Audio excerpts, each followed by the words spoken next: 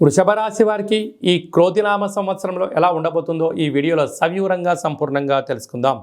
వృషభ రాశిలో ఏ నక్షత్రాలు వస్తాయనగా కృతికా నక్షత్రంలోని 2, 3, 4 పాదాలు, రోహిణి నక్షత్రంలోని 4 పాదాలు, మృగశిర నక్షత్రంలోని 1, 2 పాదములు కలిపితే వృషభ రాశి. అలాగా వృషభ రాశి యొక్క అధిపతి శుక్ర భగవానుడు.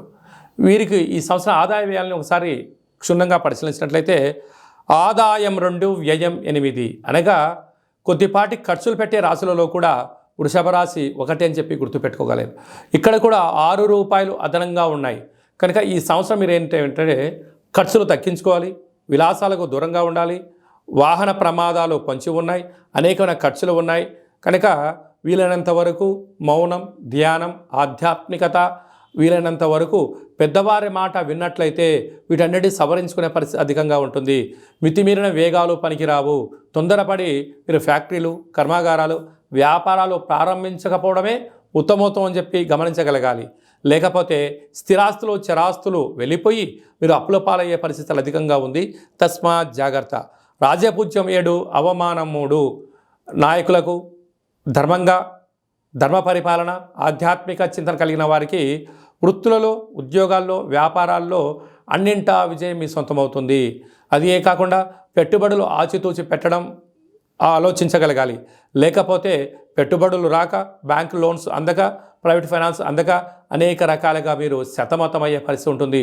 ఇన్ని రోజులు మీరు ఏం చెప్తే అది శాసనమైంది. మీరు ధర్మంగా ఉన్నంత వరకే. అధర్మానికి నాంది పలికారా ప్రతి ఒక్కరు మిమ్మల్ని ఏలెత్తి చూపించే పరిస్థితి ఎదురు చేసుకోకుండా మానవ ప్రయత్నం చేయండి, మీకు అంతా మంచే కలుగుతుంది. అదే కాదు కృతికా నక్షత్ర జాతకులకు ఈ ఉగాది పండుగ నుండి డిసెంబర్ వరకు ఆరోగ్యము, ప్రమాదాలు, సర్జరీలు, రోగాలు, ప్రమాదాలు పొంచి ఉన్నాయి. కనుక ఎంతో సక్రమమైన జీవన విధానం ఏర్పాటు చేసుకోగలిగితే వీటన్నిటి నుంచి అధిగమించే ప్రయత్నం అవుతుందని చెప్పి గమనించాలి. రోహిణి నక్షత్ర జాతకులకు పద్ధతి, కార్యాచరణ ఏర్పరచుకోవడం వలన, ఒక పద్ధతి ప్రకారంగా ఉండడం వలన వీరికి చాలా మంచి కాలం ఉందని చెప్పి గమనించాలి. మృగశిర నక్షత్ర జాతకులకు చాలా యోగదాయకం అని చెప్పి గమనించగలగాలి.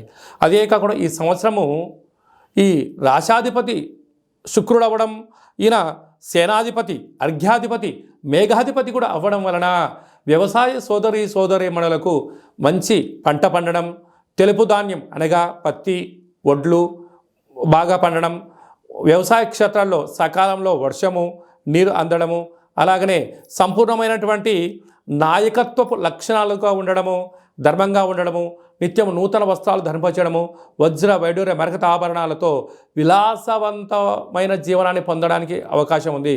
కనుక ఈ వృషభ రాశి వారు రురుకాళ భైరవ స్వామిని స్మరించడం, ధ్యానించడం, ఇంటి ముందర రురుకాళ భైరవ స్వామి యొక్క ముగ్గును ఇంటి ముందర పెట్టుకోవడం వలన వారికి యోగం కలిగి ఐశ్వర్యానికి, ఆనందానికి అవధులు లేవు అని చెప్పి గమనించాలి.